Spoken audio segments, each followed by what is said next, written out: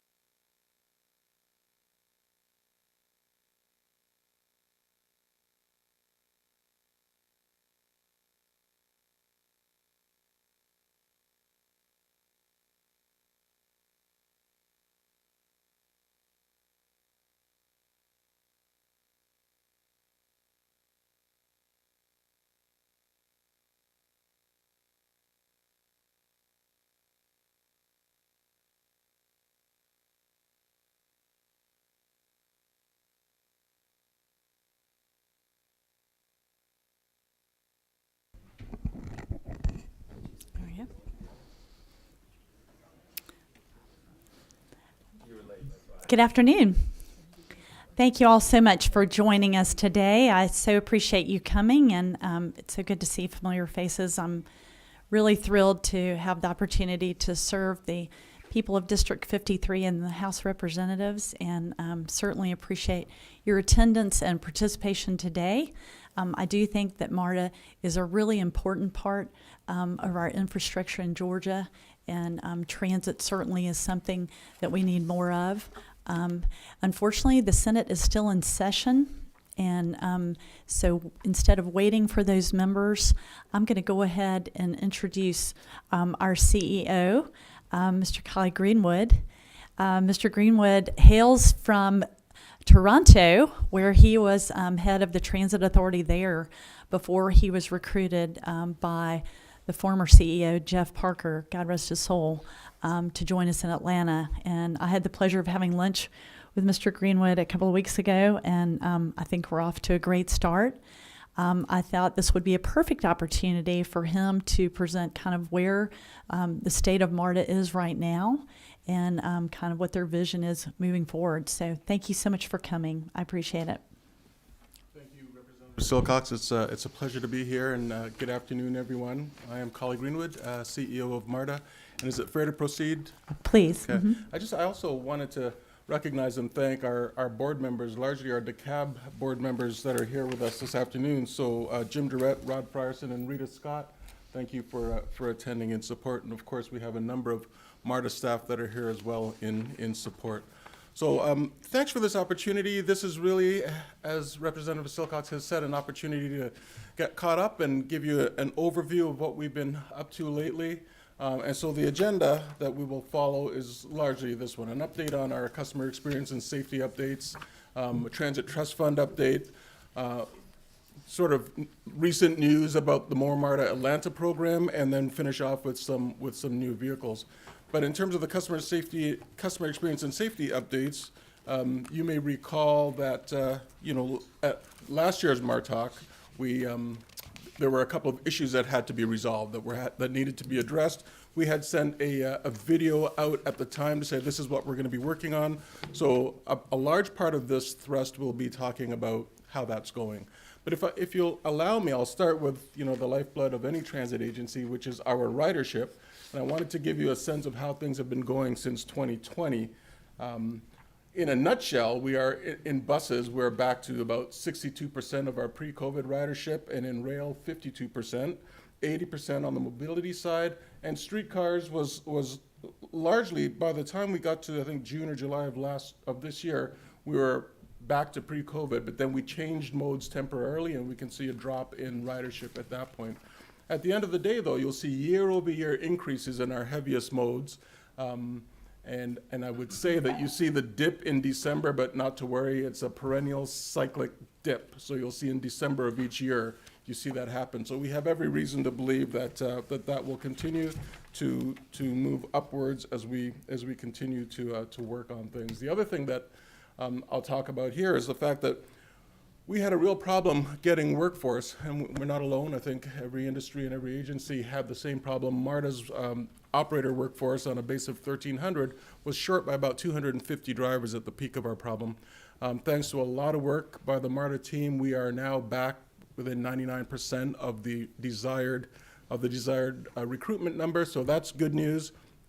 Good news comes with bad news, of course, in that our absenteeism rate is something that leaves a lot to be desired. So we're ranging about 18% absence on our rail side and about up to 25% absence on our bus side. Wow. So we are really doubling down on that, targeting management approaches, some acute organizational changes to add attention to absenteeism.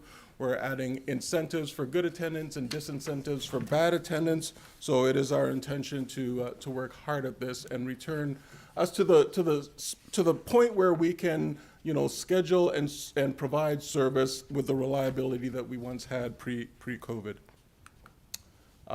More on that video. I talked about the commitment, and for those that didn't see the video, I'm going to try to press play and see if this works. So this is really just a recap of a video that we had played last year.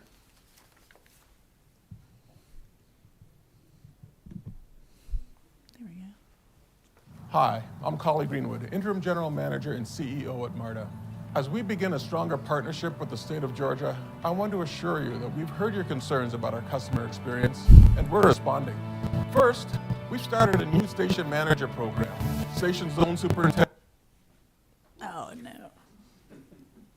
and station care supervisors are responsible for the customer experience at each of their dedicated stations. That means they're in charge of keeping that station clean, repairs up to date, and scheduling overnight trash removal off the tracks. Second, we're improving restrooms at our stations. We have 16 stations with restrooms.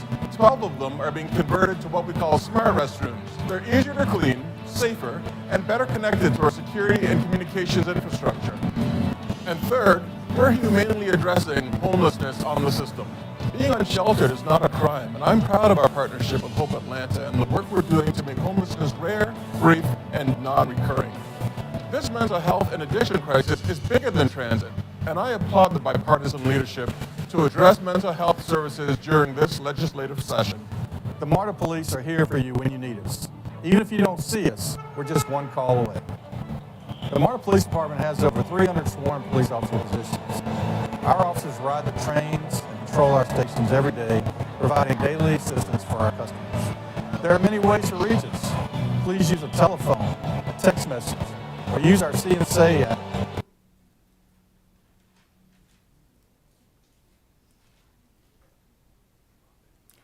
We may be having some bandwidth issues, so I'm going to just give it a minute to buffer a little bit more, and if not, we can just move on. But you get the idea that we heard the comments that were made last year. We've put a program together to address them. This video is meant to reassure you that we heard that and that we're taking action. And then I'm going to spend a little bit of time this afternoon talking exactly more about some of those actions. I also wanted to extend a thank you and gratitude to our board chair, Mr. Thomas Worthy, who has joined us. So Mr. Worthy's here in the room as well. So if it's all right with the team and with the bandwidth genie, we will just move out of this slide. And Abby, I'm not sure if this is giving me the opportunity to do that. You might have to go out of the presentation. Yeah. It'll fully shut down if I touch it, I'm sure. I'm wondering if you pause it here, and then maybe it'll let you proceed to the next slide. Not so much. What I might do is, Let's just there we go. Okay, so there's, okay, we can go back to that. present. Fingers crossed. Mm-hmm. Okay. Thank you, Abby. Okay. Yeah. All right, so you heard talk of the station management program, so I just want to spend a little bit of time talking more about that. Eddie Hicks is the gentleman in this video with me, and in last year's video, you saw him in the early stages of the station management program, just kind of giving the thumbs up in terms of what we were doing. Today, you see a ready representation of the fact that we are, we've got a presence and the program has taken shape. There's Eddie's poster. You'll find a poster similar to that in every station with, it's not always Eddie, it's a different station manager in charge of the station. So what we've done, and you can see it on the right, is we've divided the system, the 38 stations, up into 6 different zones, largely based on ridership, utility, how busy it is, the connections that it makes, and it really, it's about how do you eat an elephant one bite at a time, and we've made this into bite-sized, manageable pieces of real estate for one responsible landlord person. And that's a concept now. So that station manager is responsible for the repairs, the cleanliness, the deliveries, the customer service on a proactive basis, anything that has to do with that station, because as we all know, when everyone's in charge, no one's in charge. So now we have that level of accountability moving through in the station management concept. We also have a series of self-audits throughout the station. So it's divided into three different phases: eyes on, hands on, and game on.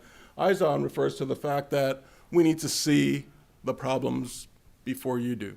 And oftentimes that means the organization structure that we formed around the station management program. Oftentimes that means eliciting the help from CIDs and other community groups that have stepped forward to be partners with us to make sure that we have eyes on at all times, because it is a dynamic environment. You can clean it at 11 o'clock and it can be messy again at noon. So we just want to make sure that we've got people out there. In addition to that, every member of the executive management team at MARTA has adopted a station and has a responsibility once a week to go through and make recommendations and eyes on and contact that station manager.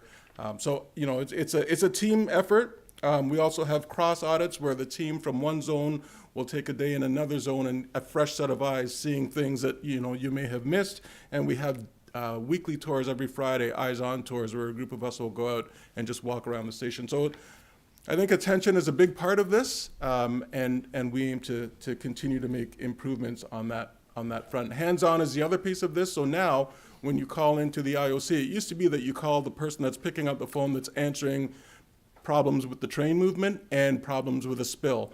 But human nature is such that they're going to prioritize the train movement first. Now it's a different person picking up the phone, and it's going to give the level of attention to that spill that one might have given to train movement. So it's important, and we want to continue to manage that. Game on is the last piece. When we're sure that we're at a point where it's something that we can shout from the mountaintops about, you'll hear more about this, so the public will see more. I mean, there are already pieces of evidence already that something's happening, but we want our work to speak for us first, and then come out with the game on portion. This is just an example. This one was taken at Ashby Station, and it's meant to. It's hard to tell. We had to try to get some form of before and after, but you can see on the left, you can see where the bright blue wall ends and the dull blue gray shading kind of takes over. That's not the intended color of the station wall. That's just dirt and soot over time. But then on the right, you can see what happens when you target that kind of stuff. Smart restrooms. You heard us talk about the fact that we were going to equip 12 of our 16 stations, restroom-equipped stations with smart restrooms. Smart restrooms is it's an automated restroom. It's connected. It's easier to clean.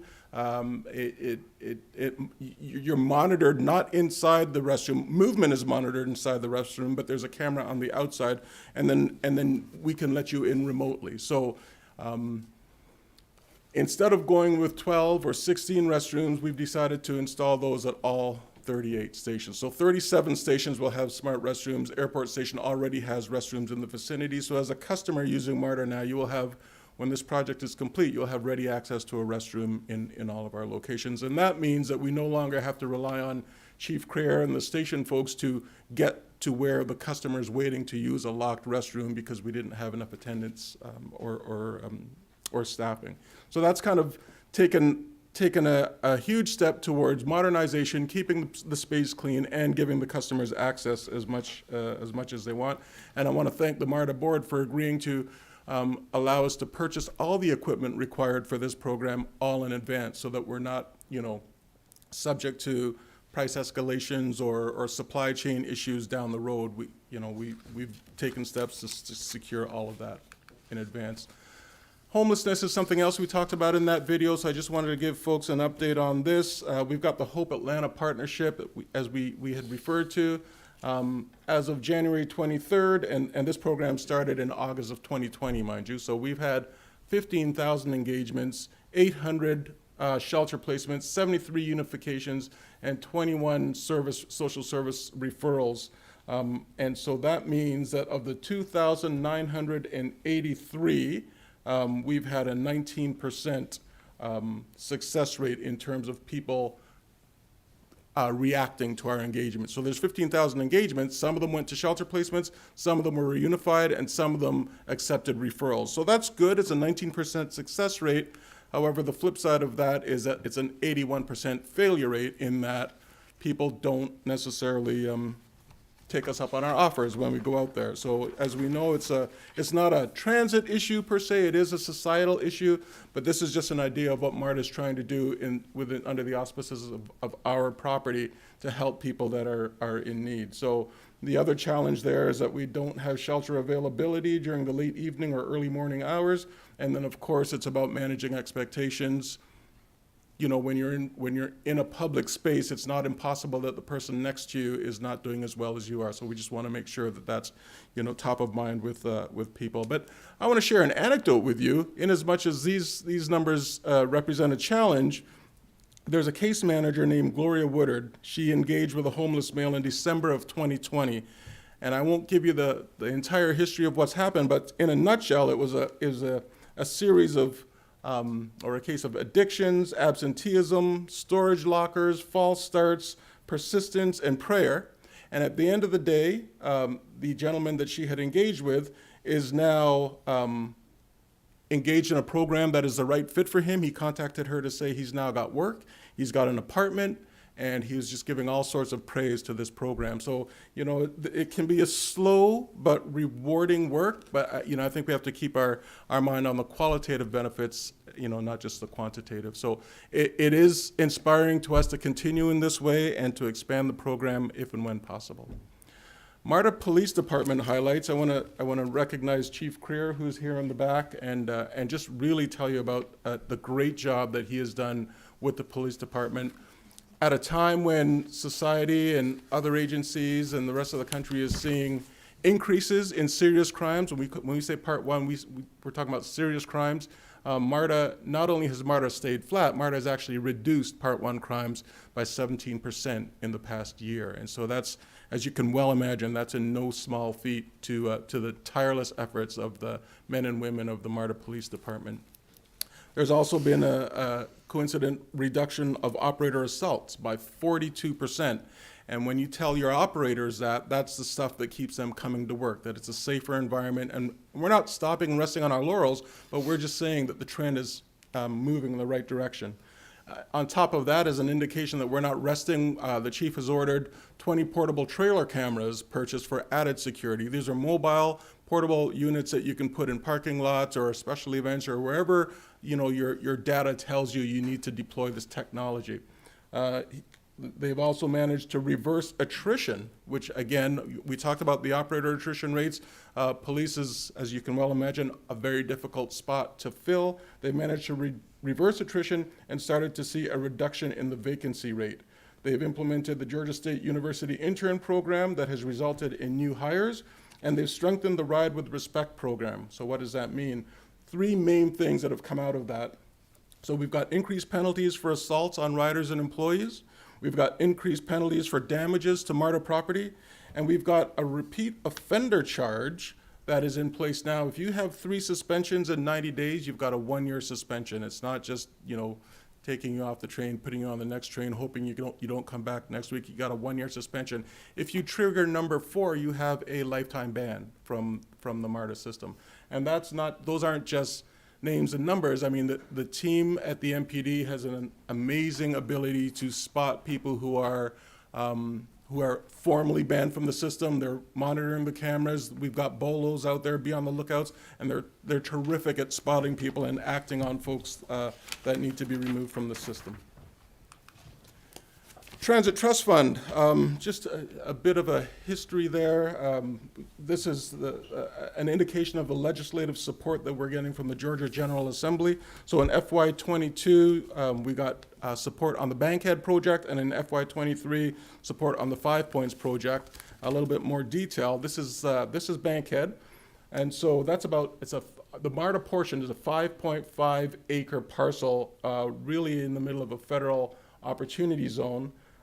Beyond that, and it's not in this picture, is the Microsoft 90-acre development that is in the plan, but Microsoft has put that on hold temporarily.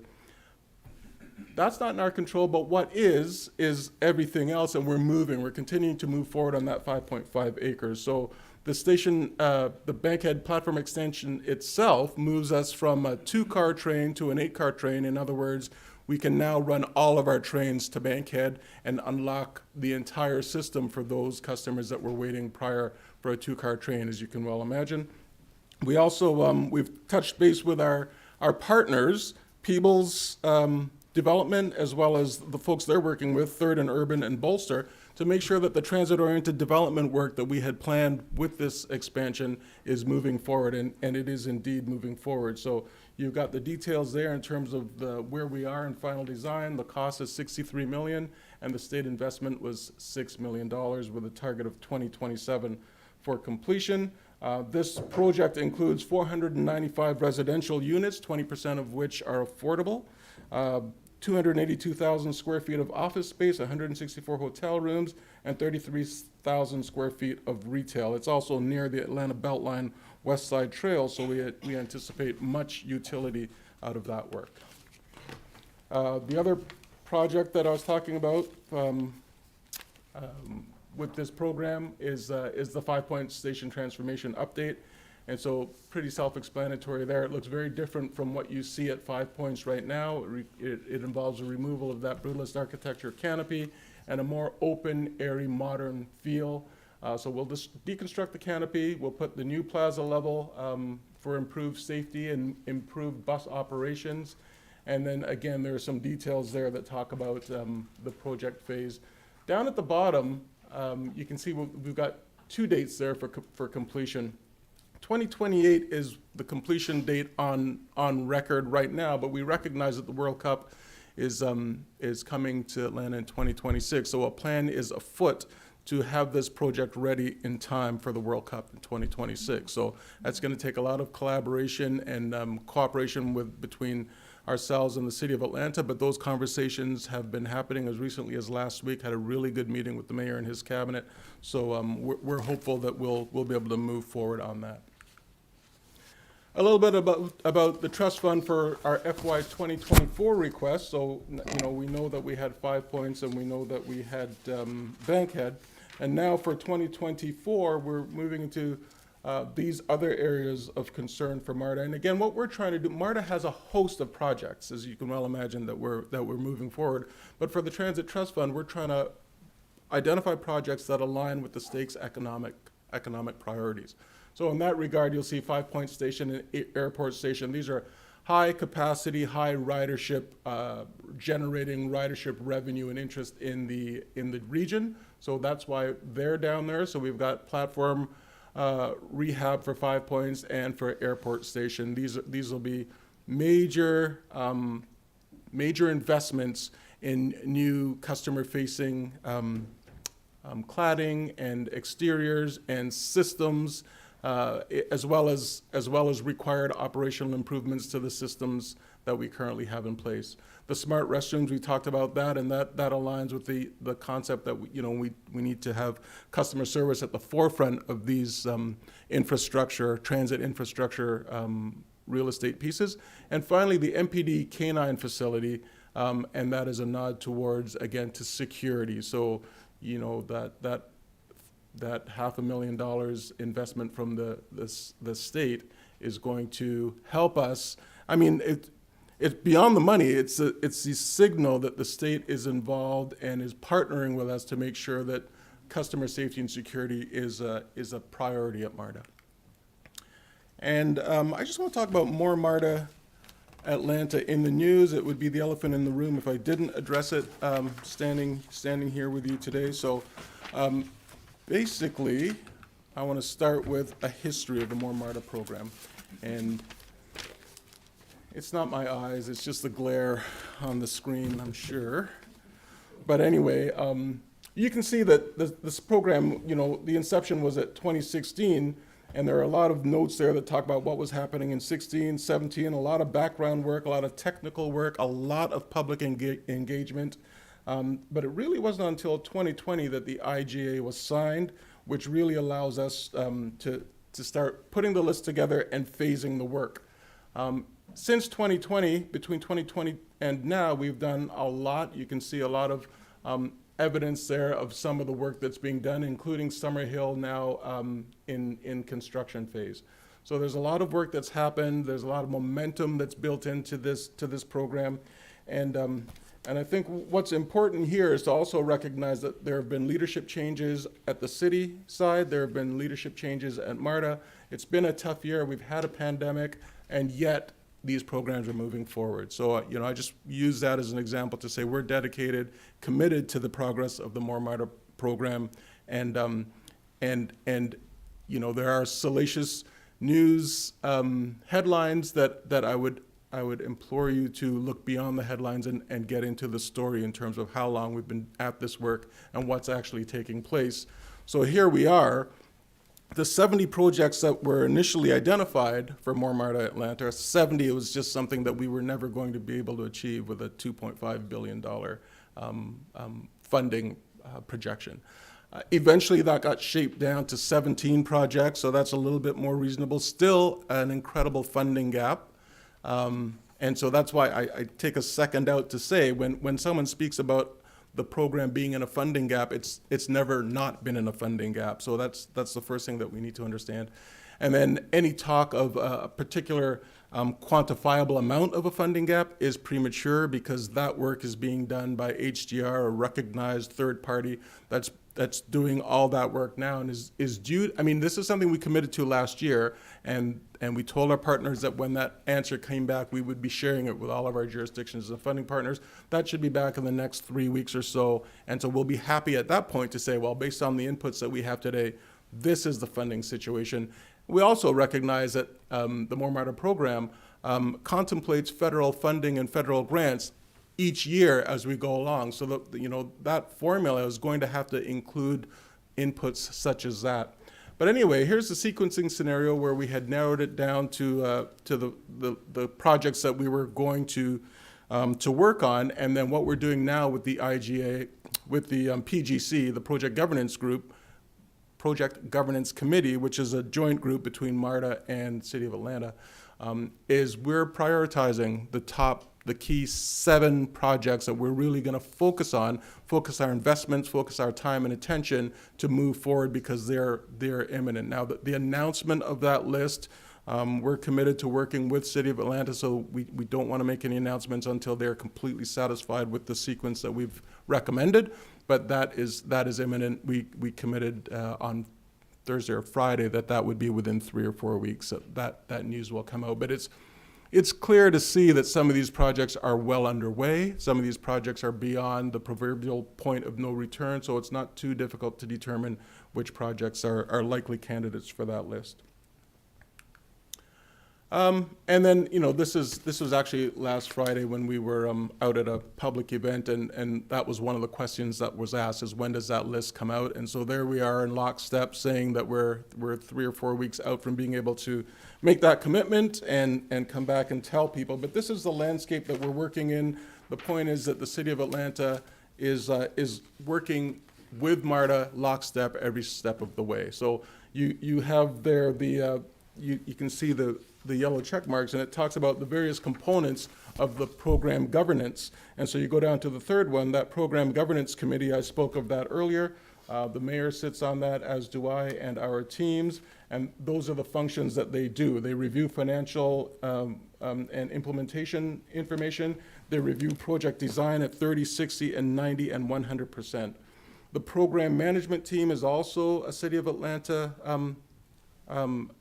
attended team, so you know they share the seat at the table with MARTA on that, as is the project technical committee. So again, City of Atlanta is involved in all major decisions. We're working lockstep with them. We don't do this in a vacuum, and that's, you know, part of the reason why we're cautious about when we make announcements. We want to make sure that they're in complete agreement. So they've been at the table, and the information is shared with everyone.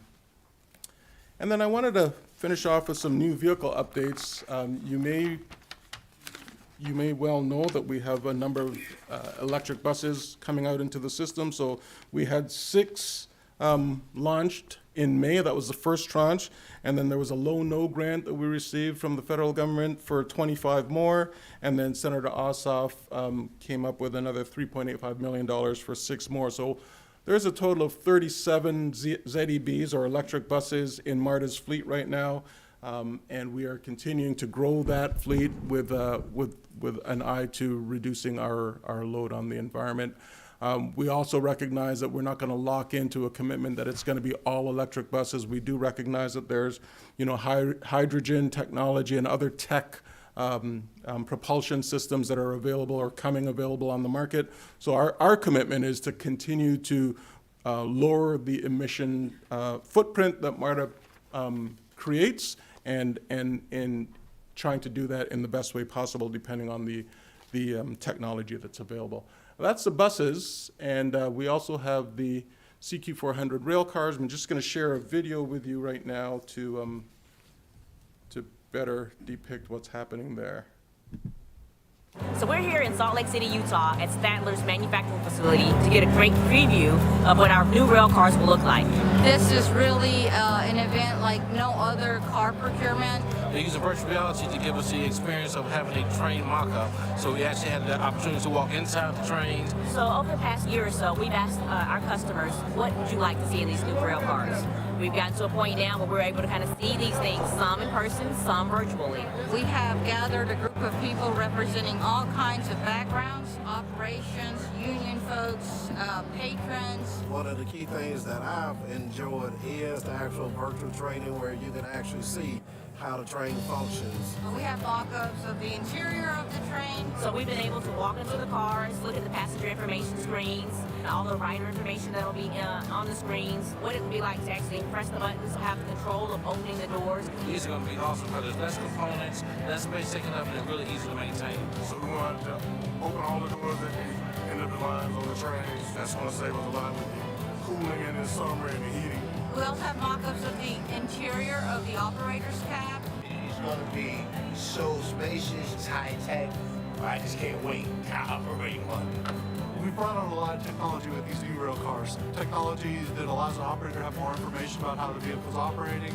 Also technology that allows them to see what's happening within the cars. I like the idea that they're going to be putting lighting on the front of the train. The color will identify the line train that's coming. So we've got members of our Riders Advisory Council and the MARTA Accessibility Committee with us, and they're looking at things from a customer experience side. There are a lot of great things to look forward to, a lot of changes that's going to make the ride a lot more comfortable. We are actually helping to design the spaces for wheelchairs. I like the way the cars are going to accommodate the bikes and people in wheelchairs. It's inspiring to see that my opinion matters. These train cars are designed by you, for you, and really by the people. So we're excited to move along this process and look forward to you being on these cars in 2025. Welcome to the new CQ400. Okay. I hope that is as exciting to you as it is to me. I'm not sure if we're gonna. Anyway, that's the last of the slides. Anyway, the last slide says thank you, so I can end it there, and just point out that this is a major investment that MARTA's making with these rail cars. It's been 40 years since our fleet started rolling, and those rail cars go all day, all night. So it's a real credit to our technicians and maintenance folks that they've been able to keep the CQ310s, 11s, and 12s on the road, if you will. But there comes a time when you do have to change it over, and this style of train is unique in the USA. So this will be the first time that we're bringing such a sleek, open gangway product to transit in the USA, and so we're really excited to be a part of that. We're lockstep with Stadler and an oversight group that's also making sure that we're not missing a beat when it comes to safety requirements and that kind of oversight, so that no concerns there. I think it's gonna be a game changer for transit. Talk about hiring people. I think you saw the one operator say, "I can't wait to operate them." I think that's going to be exciting when we start recruiting people for this, and it's also going to be something that I think the city and the residents can aspire towards and come back to transit, if you will. So we're really happy about that. We had a VR event in December. I think it was December 16th or thereabouts, and that was really well attended, about 200 people, because what happened there was the very first car body of these rail cars made its way through Atlanta. So it stopped off. We had folks come in, take a look at that, and then we had a VR container set up. So you don the glasses, and suddenly you're in one of these new rail cars with the visuals really, really accurate and acute. And I'm here to say that on March 20th, here on Mitchell Street, we're going to do that again. Not the car body, but the shipping container with the VR goggles. So I would invite everyone to come out and see that. I think Representative Oliver and Chair Perkle were at the December 16th event, and so they can attest to the fact that it was really well attended, and you really got a good sense of what you could expect inside of these vehicles. And they talked about the benefit of the remote access.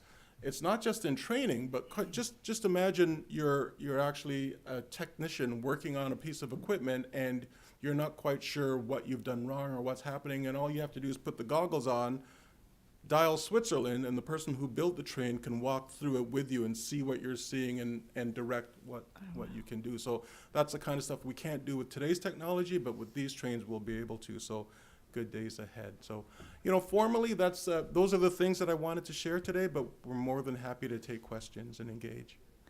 Will we have the new cars in time for the World Cup? That car body that went through will be back here in 2024 for load testing and operational testing, and in 2025 we'll start putting them into service. So yes. Okay. Now, it won't be a complete fleet, but we will have some great examples out there by 2026. Other than redoing the 5-point station, are there other plans for the World Cup? Well, station rehabilitation going on at Airport, 5 Points, and a number of other stations. So we believe that, that's one of those best foot forward approaches for when the world comes to see it. Station soccer is something that we're continuing to develop. So we're working on our 6th soccer pitch right now. And, because it's World Cup, we think that they're really interested in that.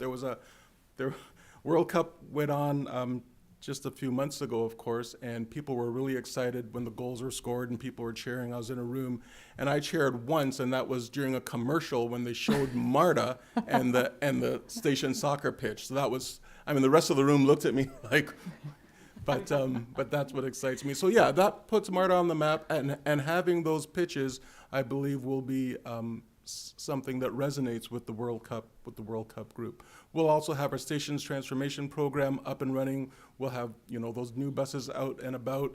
There are probably a number of other facility things. We'll have some BR, one of our summer hill maybe actually rolling at that point. So there'll be a lot to point to when that happens. That's great. I've got a couple more questions. Let's see, 14 is Representative Hilton.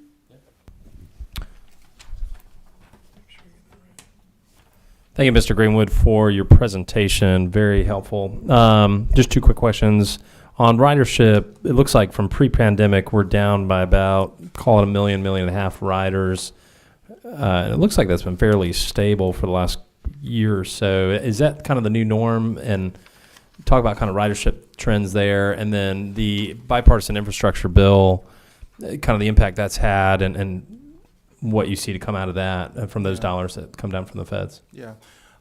So thank you for the question. Ridership, it's not flat. It is actually year over year increasing. We're in the ballpark of other major transit agencies, except we're seeing that we have reason to believe that trend will continue. I don't know when we'll get back to pre-COVID ridership, but it's not just the fact that we're trending upwards, but the fact that we're in an environment and a region that continues to grow in terms of population. So even if the existing riders continue to telework and continue to find other ways to get to work, we have the added advantage of having more and more people coming. So it's incumbent on us to keep doing those basic things that we're doing with the cleanliness and the attention to detail and the safety, so that new riders are also attracted to the system. In terms of the bipartisan infrastructure law, that's been a blessing to us. We talk about the things that people see when they see transit are buses and trains and stations. We talk about that, but we also have 48 tunnels, or 48 bridges, 23 tunnels, 104 miles of rail track with the coincident systems, power systems, signal systems, information systems, all the equipment that we have. All of that, the expensive underbelly of transit, needs work, and without that BIL, we would have been hard pressed to A, continue chasing our dreams of expansion, and B, keep the lights on for the current work. So there's about a 30% increase in the formula funding that came through with that BIL.